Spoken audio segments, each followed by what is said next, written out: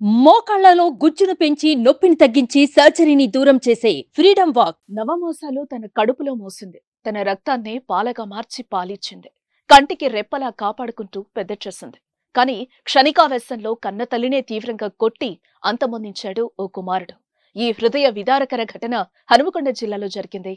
సాయంపేట మండలం కొప్పుల గ్రామానికి చెందిన మోతే తిరుపతి రెడ్డి శనివారం తన ఇంటి పక్కనున్న వారితో చింత చెట్టు విషయంలో గొడవపడ్డాడు. భార్య నాగమణి ఆయన్ను వారించి ఇంట్లోకి తీసుకెళ్లింది. దీంతో తిరుపతి రెడ్డి భార్యను కొడుతూ ఉండగా ఆయన తల్లి అమృతమ్మ అడ్డుకునేందుకు ప్రయత్నించింది.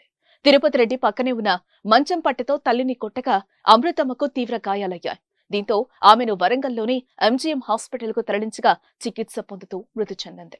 ఆదివారం ఉదయం సిఐ సంఘటన స్థలానికి చేరుకుని పరిశీలించారు. కుటుంబ సభ్యులతో మాట్లాడి వివరాలు సేకరించారు. ఎస్ఐ ప్రమోద్ కుమార్ గ్రామానికి వెళ్లి దర్యాప్తు చేపట్టారు.